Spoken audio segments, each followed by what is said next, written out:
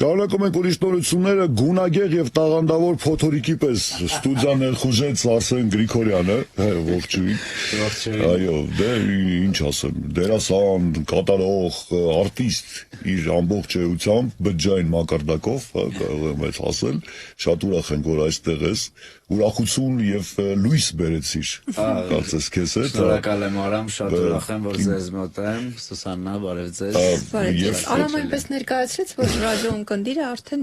կասկած չառաջացավ, որ Արսեն Գրիգորյանն է։ Տարբերակումներ կան, իհարկե, Curly, հա, չնայած հիմա ուղիղ է ավելի մասերս, բայց բնավորությունս պահպանվել է Curly-ը։ Արսեն, այնքան տարբեր բաներով ես զբաղվում, եւ Հայաստանում, եւ Հայաստանից դուրս, եւ այստեղ ես, այնտեղ ես, տարբեր տեղերում, եւ կինոյում, եւ էստրադայում, եւ մանկական թատերական ասպարեզում եւ Կիպրոսում այսպես բեմադրություն կա, գիտեմ, երաժշտական, մի խոսքով այնքան տարբեր բաներով է զբաղվում, դժվար է հետևել քո կարիերային առասարակ եւ մի քիչ ինձ թվում է այդ իմաստով խճճել եմ մարդկանց, որ ի վերջո միջև հասկացան, որ կարելի է այդ ամբողջական ընդունել, սկզբում հարց էր, հիմա որպես դերասան ընդունենք, որպես հաղորդավար, որպես երգիչ, բայց ես երբ որ սովորում էի թատերական ինստիտուտում, մեր կուրսի ղեկավար Արմեն Մազմանյանը միշտ ասում էր, որ 21-րդ դարի դերասանը պետք է ճկուն լինի եւ կարողանա բնագավառում ամեն ինչ էլ անել, ու այդ խոսքը ինձ շատ դուր եկավ եւ ես այդ կերպել որոշեցի անել։ Գիտես, երբ որ ստեղծագործում ես, ստեղծագործողի համար յուրաքանչյուր հնարավորություն թթվածին է, շանս է այդտեղ դրսևորվելու։ Ես շատ ուրախ եմ, որ սկսել եմ թատրոնից, հետո հեռուստատեսություն, կինո, երաժշտություն, ու շատ ուրախ եմ, որ հենց այս գործն եմ ընտրել։ Բոլորը մի գծի վրա են հայրություն, թե ամեն դեպքում ինչ-որ մեկը գերակշռում է, թե ըստ իրավիճակի այսօր սա է առավել կոմֆորտ զգում ես, հարմարավետ։ Առավել հարմարավետ բեմում դերասանական, այսինքն խաղի ժամանակ։ Նույնիսկ երբ որ ես երգում եմ, որպես երգիչ եմ ելույթ ունենում, դրան էլ եմ որպես դերասանական ակտ նայում, այսինքն դերասան, որը հիմա խաղում է երգիչ, կարելի է այսպես ասել։ Թատրոնի միջազգային օրն է, եւ թատրոնը ձեր կյանքում ինչ տեղ ու դեր է զբաղեցնում, առաջնային է արդյոք։ Առաջին սերն է, թատրոնը իմ առաջին սերն է, իհարկե ես հիշում եմ, որ ժամանակին ասում էի ես առանց թատրոն չեմ կարող, բայց կյանքը ցույց տվեց, որ մարդ առանց ամեն ինչ էլ կարողանում է, եթե այդպես է ստացվում, որովհետև եկավ մի շրջան, որ թատրոնում չէի խաղում, այսինքն ավելի հեռուստատեսություն, կինո, այդ բնագավառներն էր, բայց հիմա ուրախ եմ, որ թատրոնում նորից կան, որովհետև դա այն տեղն է, որտեղ ես ուղղակի սենց վախ չունեմ։ Իսկ ես կարծում եմ, որ յուրաքանչյուր մարդու համար առհասարակ այս կյանքում, եթե մի քիչ փիլիսոփայորեն նայենք, երևի վախերից ազատվելը ամենաբարձրագույն ձեռքբերումներից է, իսկ ես բեմում այդ վախը չունեմ, ինչը շատ լավ է։ Մինչև բեմ մտնելը մի քիչ թրթիռ կա, վախային, բայց հենց մտնում եմ բեմ, ասում եմ վերջ, ես իմ տեղում եմ։ Արսեն, նոր տեսարվակից մի քիչ պատմի։ Գիտեմ նոր բան ես արել, թանկ, սիրուն, ամեն ինչը տեղը տեղին, խոսքով արված է, սիրուն մարդկանցով։ Հա, չէ, ամեն ինչ արված է, որ աչքը շոյի, ինչ խոսք, դե միշտ էլ դու մի տեսակ, գիտես, հեգնանքով ես հաճախ մոտենում, չէ, ինքդ քեզ, ընդհանրապես քո ստեղծած կերպարների, գիտես, դա էլ է մեծ ձեռքբերում, եթե մարդը կարողանում է ինքն իր վրա, կարծես, այսինքն այդպես հումորային դրվագներում մի քիչ ինքն իր վրա ծիծաղել կամ եւ այլն, մենք դրա մասին էլ կխոսենք մի բան։ Հիմա արի տեսողակին վերադառնանք, լավ տեսողոլովակ է, արվել է եւ կարծես դա պիտի եվրատեսիլ գնար, ճիշտ եմ հասկանում։ Երգը ստեղծվեց եվրատեսիլի համար, որպեսզի մասնակցեմ դեպի եվրատեսիլին ու իհարկե նպատակս հենց բուն եվրատեսիլին գնալն էր եւ ես խնդրեցի Վահրամին Պետրոսյան, կոմպոզիտորին, որ ուզում եմ ռետրո հնչողություն որը ստացանք Լազարոյի հետ, Music Production-ը ինքը արեց, գործիքավորումը, խոսքերը գրեց Մարիամը Շահինյան, ու քանի որ երաժշտության իմաստով իհարկե Արամ դու ինձնից այստեղ շատ ավելի գիտակ ես ու քո պաշարը երաժշտական ավելի շատ երաժշտություն շատ ավելի շատ է հա քո լսածը որովհետև ես քո ունկնդիրն եմ եղել եւ իմ երաժշտական ճաշակի ձևավորման գործում դու էլ մեծ դերակատարում ունես հաճելի ու կարծում եմ որ յուրաքանչյուր ոնց որ նորաձևության մեջ ինչ որ բանում կրկնողություն այսինքն ինչ որ հնի վերադարձը ակտուալ է նորաձևության մեջ առասարակ սպիրալ կա այսպես կրկնվելու հայտկություն կա ժամանակ առ ժամանակ հին տրենդերը վերադառնում հա հինը գալիս է տրենդային է դառնում մի քիչ իհարկե փոխում են բայց ես կարծում եմ որ հիմա հենց այդ ժամանակն է որ այդ հնի այսինքն այդ 70-ական 80-ականների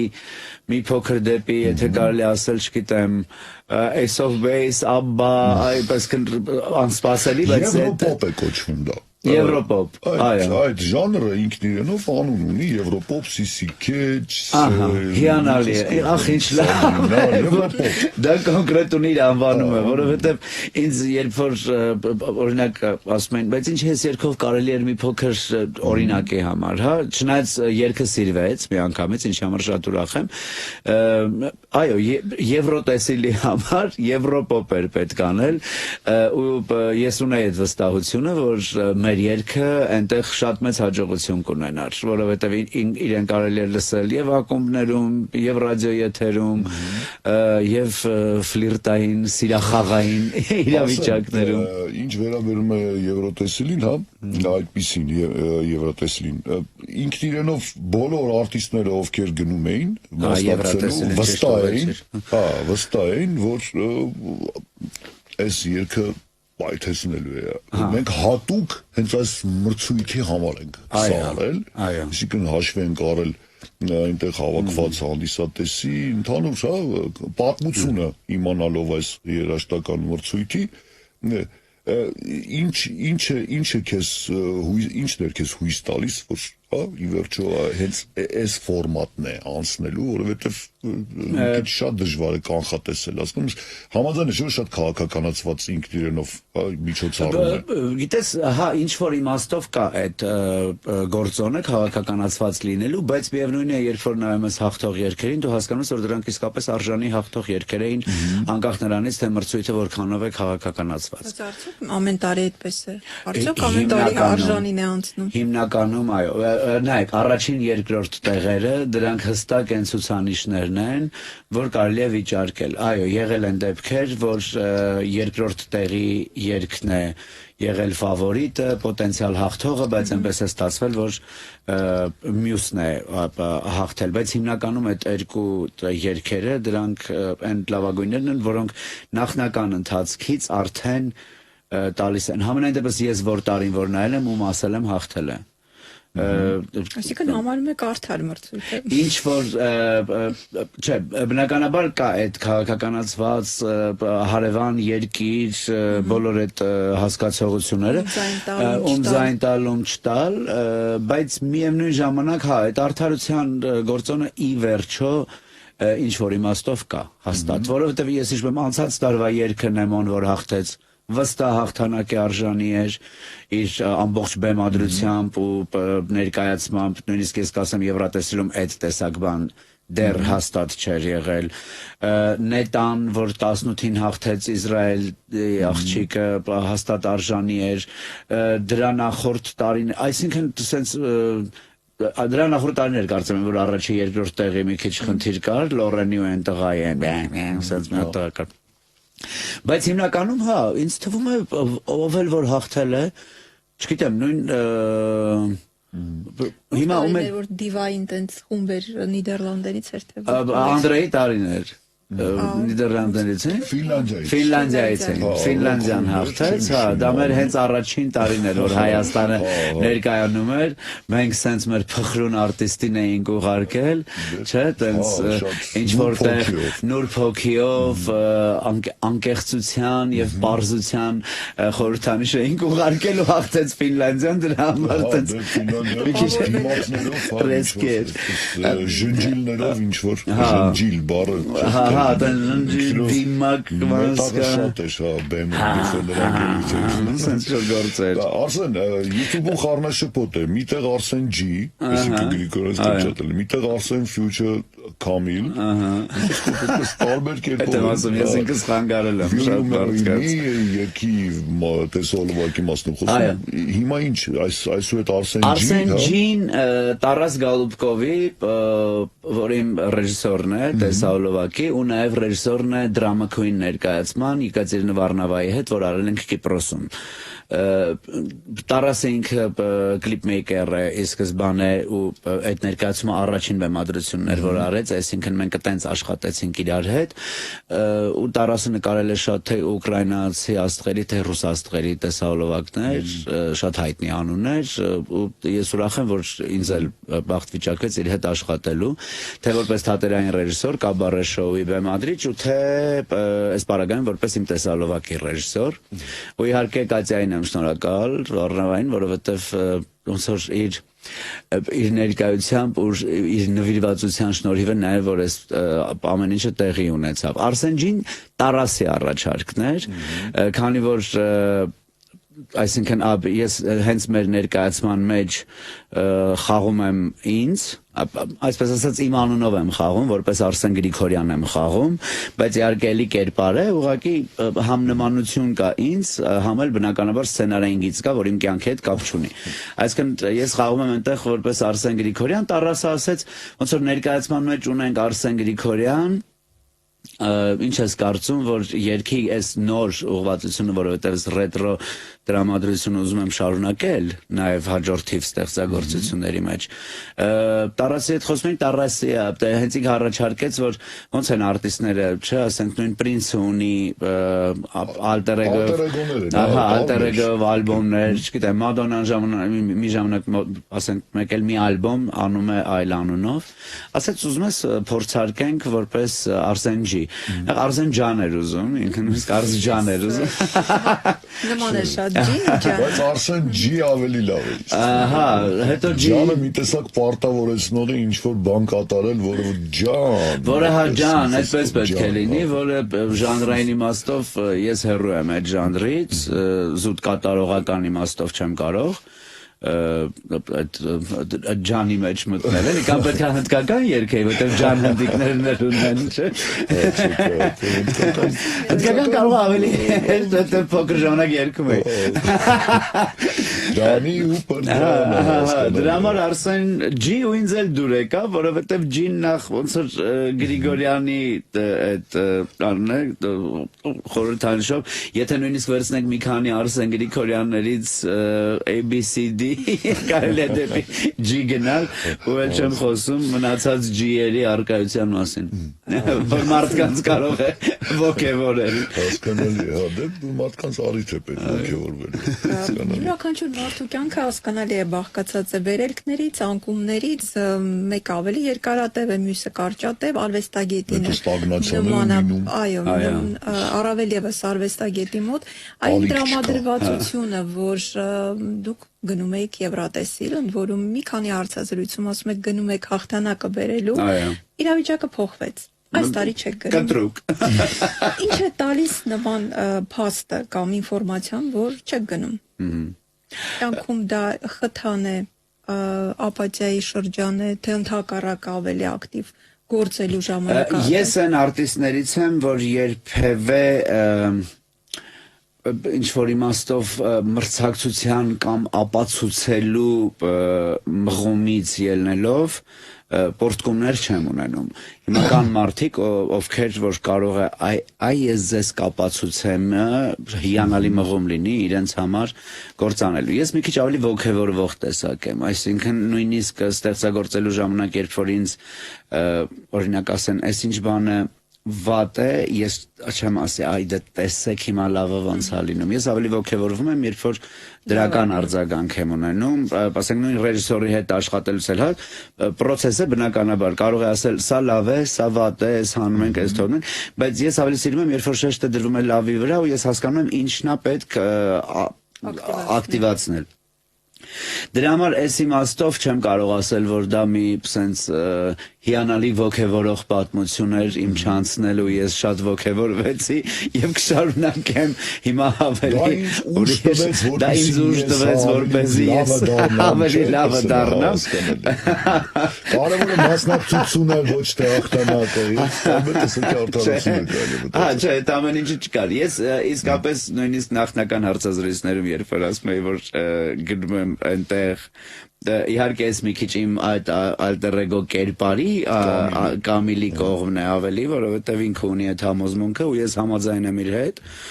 որ բացառապես ինքը կարող է բերել այդ մրցույթը Հայաստան։ Կամիլը ռոբոտ ունենա, հա։ Ինչպես եք պատկերացնում ռոբոտ Կամիլին։ Ռոբոտ Կամիլին հիանալի, որովհետև Կամիլը ինքը սկսվեց on-line տիրույթից, այսինքն մեզ համար մի քիչ անսովոր տեսակով, կերպարով ու իր ռոբոտը հիանալի կլինի, ես իր հետ կապրեի։ Հա, շատ ուրախացներ։ Գիտես, ընդհանուր այդ ֆրիկերը, որոնք որ Եվրատեսիլում որպես կանոն մեծ, ինչպես չէ, հաջողության են որպես կանոն, այդ ֆրիկային մշակույթը շատ տարածված է եւ Կամիլը տեղավորվում է։ Կամիլը լրիվ տեղավորվում է։ Ուղղակի ինչն է հետաքրքիր, որ ես այս տարի իրան ակտիվ չբերեցի բեմ, ու դա արեցի հետաքրքիր է ինչ բանով, որովհետև նախ մտածելով, որ նախորդ անգամից հետո շատ էին խոսակցությունները, իհարկե on-line, ոչ ռեալ կյանքում, կնոջ շորեր եւ այլն, չէ, ինչ որ sense, այսքան չեն դիտարկում դա որպես արտիստի ելույթ։ Այ այստեղ են մրցակցության կամ sense, հիմա դե տեսեք, ես պետք է հասնեմ նրան, որ նույն հասարակությունը, ոնց որ առաջ ասում էր ինչու է կնոջ շորեր հագել, իրանք ասեն ինչու կնոջ շորեր չեր հագելու, ասեցին։ Այսինքն չես հասկանում հիմա տենց ինչ են ուզում տեսնել։ Կնոջ շորերի մասին դե արտիստը տարբեր կերպարներ է ստեղծում։ Բայց այս անգամ Կամիլին տենց ակտիվ չբերեցի, մտածեցի դրակոնի լեվելը անցնեմ, այսինքն Հայաստանի մրցումը անցնեմ։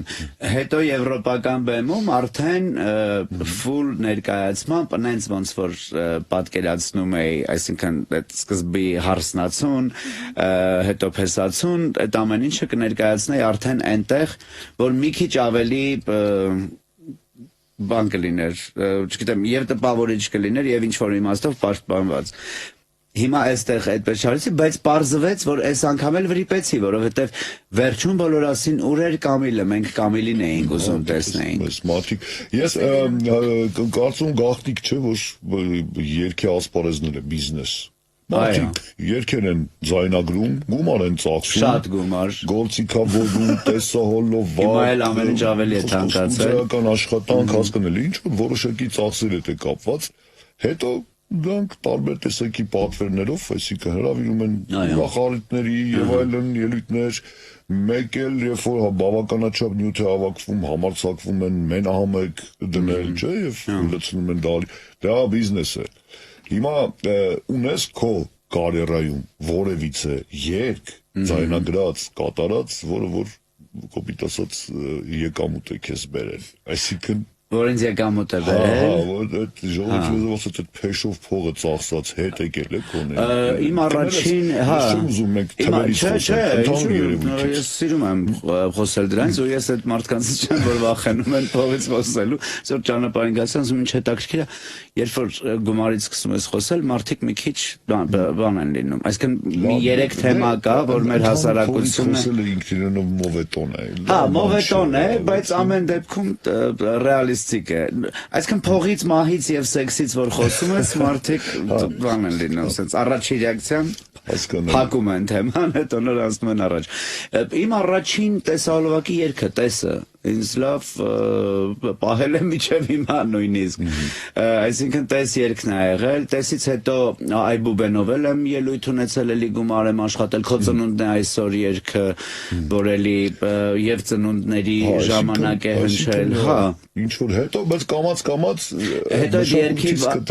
այո, պայուսակն էլ է ինձ բերել, այսինքն են իմ առաջի այդ ընթացքը, որ երգում էի, այսա են իմ արտիստիկ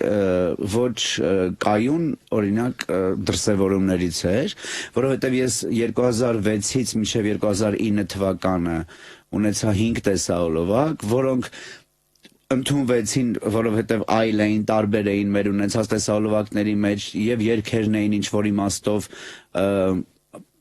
համընդհանուր էստրադայի մուդից դուրս, ամեն ինչ շատ լավ գնում էր ու ես դադարեցի անել դա։ Հետո անցավ 10 տարի ու ավել, ես հասկացա, որ շատ սխալ էր դադարեցնելը, որովհետև նախ մեր ազգը երգիչ սիրող ազգ է, ավելի, քան հաղորդավար դերասան, էլի սիրում են, բայց ավելի ուշ են արձագանքում։ Չնայած կարծում եմ գուցե ամբողջ աշխարհում է այդպես, հա, այդ պոպ աստղերը երգիչներն են, հա, առաջին պլանում։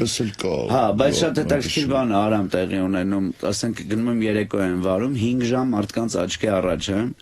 որ չույց լինի գոքներին նստած ես, ասենք այդքան նույն սեղանի շուշատ ես մտերիմ։ Նույն երեկոյի ընթացքում երգում եմ, երգելուց հետո գալիս են ինձ հետ նկարվում են։ Նույն հյուրերը։ Լիովին օրինակով ապացուցեցի այն ինչը մենք հասկացել ենք, այդպես է, հիմա Բիոնսեն ավելի պոպուլար է կամ Քեթի Փերին, քան ամերիկյան, ասենք, իրիկնային շոուի հաղորդավարները, այն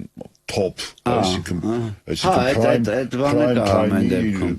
ամենահայտնի շոուների վարողները այդքան սեր և ժողովրդականություն չեն վայելում, որքան երգիչները։ Դրա համար որոշեցին նորից երգել հիմա։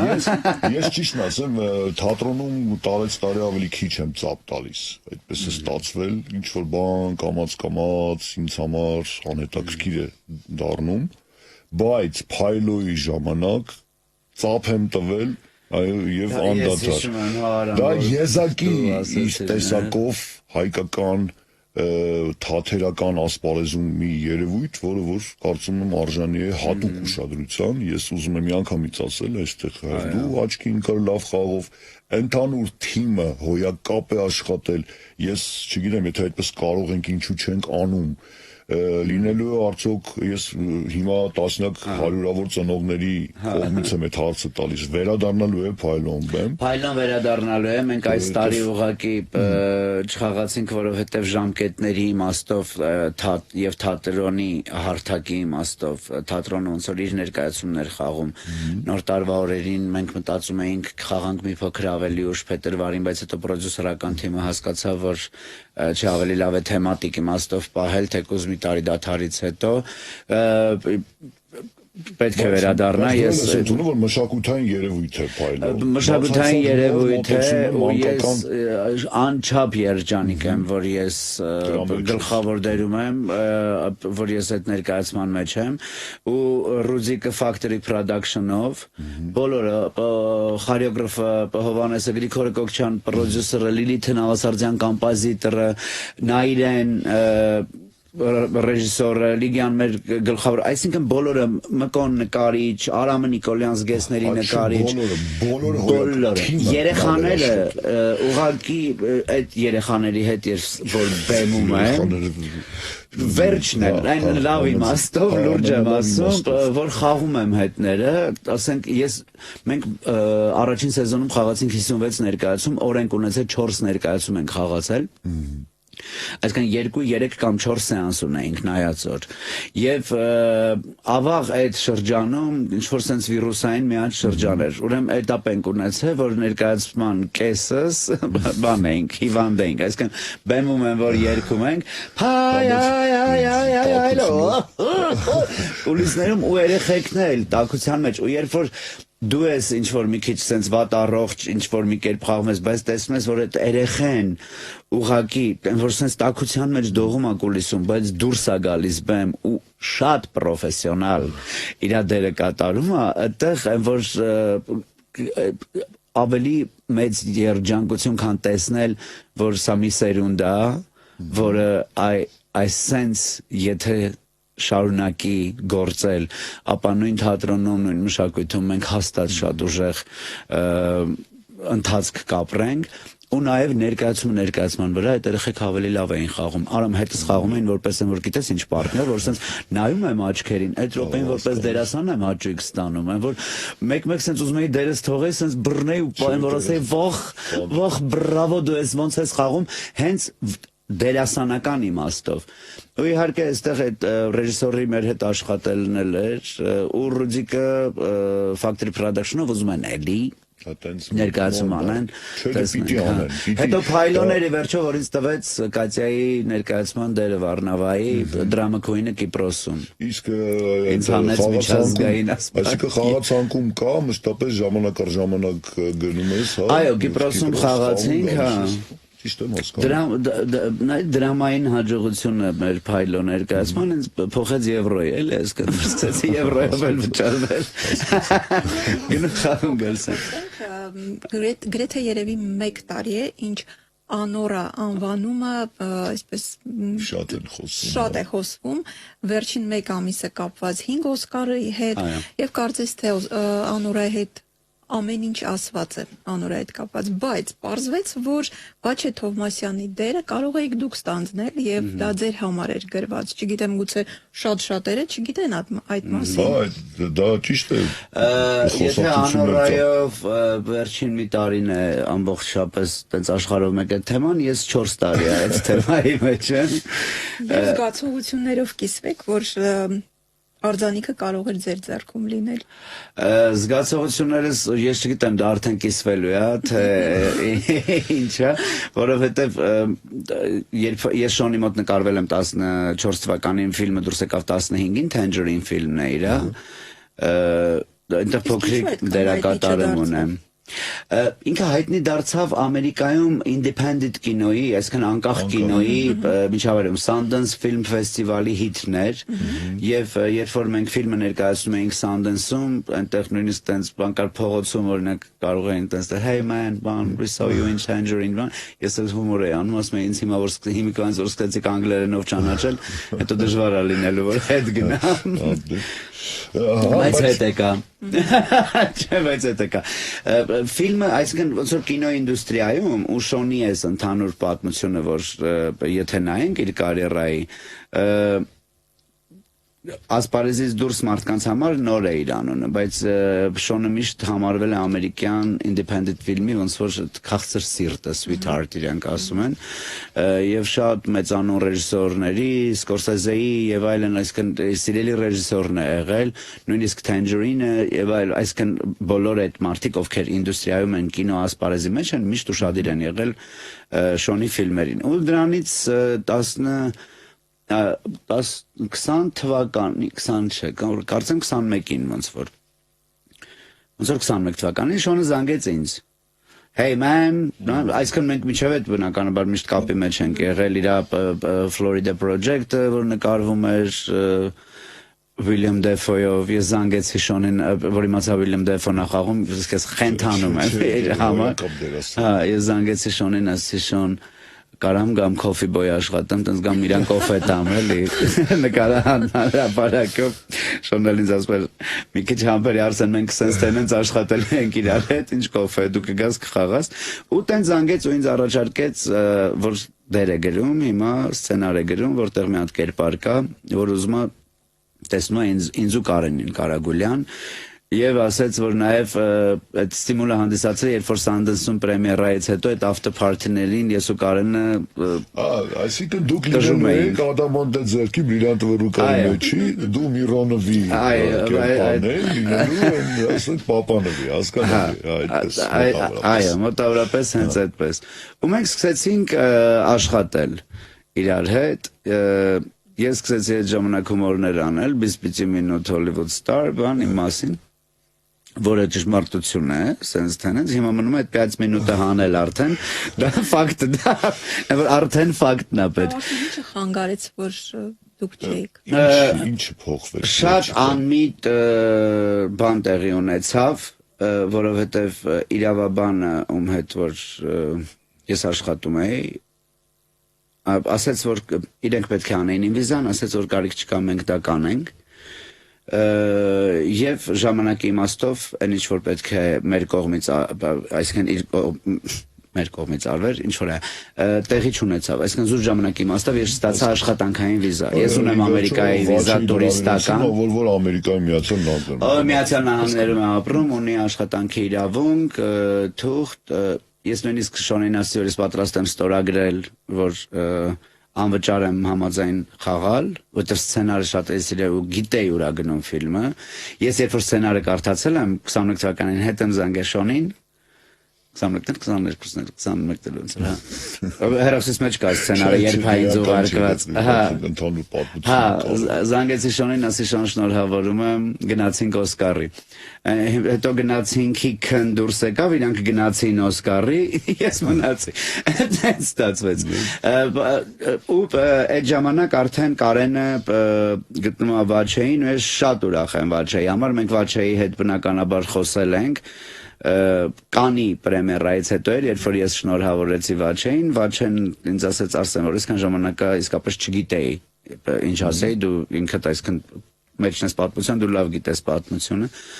ես ասացի Վաչե, որ միակ բանը, որ դու հիմա կարող ես անել, դա ուրախանալն է ու enjoy անելն է, որովհետև իսկապես սա քեզ սմոքինգով տեսել ենք, Վաչեին էլ պետք է տեսնենք, էլի, չէ։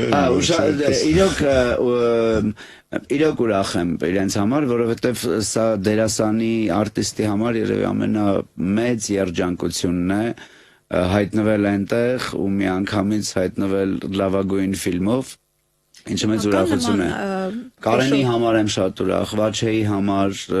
Շոնի համար, առավել որովհետև գիտեմ իր պատմությունը ոնց է ճանապարհը, ոնց է անցել, ու մենք ինչ որտեղ, այսինքն ես այդ ճանապարհի ինչ որ մի հատ մասնիկ եմ եղել որևէ этаպում, հիմա մտածում եմ, որ ավելի լավ է ոգևորվել են մտքից, որ դու նմանատիպ ռեժիսորի համար ստիմուլ ես հանդիսացել, ինչ որ բան կերտելով։ Ես ես դա ուզում ասել, որովհետև գիտես կինոից խոսեցինք, աչքերիդ մեջ փայլ հայտնվեց միանգամից, մինչև դա էլ էինք քեզ հարազատ բաների մասին խոսում, բայց կինոյի մասին որ խոսեցինք, Սանդենսման մի ցած զգացի, որ աշխուժացար Հոլիվուդի հասկանալի է, բոլոր կինոգործիչները, բոլոր ճանապարհները տանում են Հոլիվուդ, ուզես թե չուզես, Արսեն, ես կուզենայի իմանալ, կա ինչ-որ նպատակ կոնկրետ կյանքում, որին տարբեր ոլորաններով եւ այլն գնում ես, թե այնուամենայնիվ դու այդպես մեր տիեզերքի պես, այսպես յունիվերսի պես լայնանում ես բոլոր ուղղություններով, դա հասկանալ, դա ինչ-որ վեկտոր կյանքի, ոնց է կարող ինչ լավն էր, նենց լավ ասել, որ արդեն ուզում եմ այդպես, որ յունիվերսի պես լայնանամ,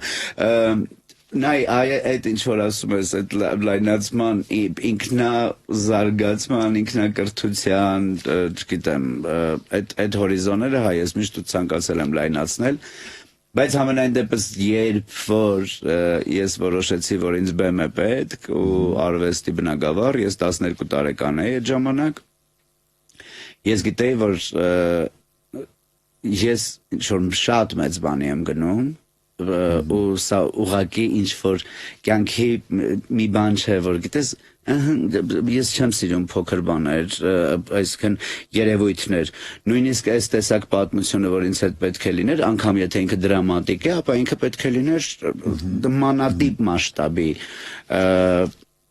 բանով էլի, կինոշնի, եթե կարելի է այդ բառը հարագայում օգտագործել, հա, գոնե, այսինքն այդ մասշտաբի պետք է լիներ։ Ես սիրում եմ մասշտաբներ, ես սիրում եմ լայն հնարավորություններ ու հորիզոններ, ես միշտ եմ կյանքին այդպես նայել, որ այս կյանքը շատ մեծ հնարավորությունների կյանք է, ու միշտ հավատացել եմ, որ այդ հնարավորությունները ստեղծված են ինչպես բոլորի նույն կերպ նաև հենց ինձ համար էլ։ Ու դրա համար դեռ այդ ցանկությունը եւ այդ ձգտումը կա։ Եթե այդ չլինի, ինձ հետ դա քիչ չի, ինչ որ փիլիսոփայական մի միտք կա, որը ուզում եմ փակել, որովհետեւ անպայման ուզում եմ, որ մենք լսենք, ունկնդիրների այդ երգը, հա, որ չի լինի այդպես, որ մենք չհնչեցնենք Will you marry me երկի տեսոլովակա դիտեք արդեն ինքնուրույն, բայց աուդիո տարբերակը YouTube-ում նայեք International Team-ը աշխատել, այսքան մենք հույներ ունենք, իտալուհի ունենք, ուկրաինուհիներ, ռուսներ, այսքան sense բոլոր ազգերի տաղանդները հավաքվել են։ Ես Հայաստան բանը կարել մի քիչ նայեք YouTube-ում, այլ ես այն մարդկանց մոտ պարզերես լինեմ, ասեմ, նայեք ինչքան են դիտել մեր տեսահոլովակը։ Փիլիսոփական միտքը հետևյալն էր, չեմ հիշի կոնկրետ ով էր, եթե չեմ սխալվում գերմանացի փիլիսոփաներից էր, ասում էր ցանկացած մարդու կյանքում գոնե մեկ անգամ շանս է տրվում հասնել հաջողության, կարևորը քնած չլինես, երբ որ այդ շանսը տեղի ունենում, հասկանում ես, քնած ոչ թե բառացիորեն, այլ ընդհանուր պետք է օգտագործել այդ շանսը, անպայման գոնե մեկ անգամ նման հաջողության հասնելու հնարավորություն մարդուն տրվում է։ Արագ թույլ տաս, ես էլ Բեռնարդ Շոուին մեջ բերեմ, նա էլ ասում էր մարդու կյանքում երկու դժբախտություն է լինում, երկու տրագեդիա, մեկը երբ նա ունի երազանք եւ դա չի կատարվում, մյուսը երբ կատարվում է։ Հիմա առաջինը եղել է, ինձ երկրորդն է պետք։ Ասեմ Նիկոլյան, մեր հյուրներ, հարգելի ռադիոլսողներ, շատ ուրախ, ինչպես եւ կանխատեսվում էր, ժամանակ անցկացրեցին քո ընկերակցությամբ, շնորհակալություն։ Շնորհակալություն, ուրախ եմ, որ ձեր հյուրն եմ։ Արտիստ ու եւս մեկ անգամ արտիստ Արսեն Գրիգորյան։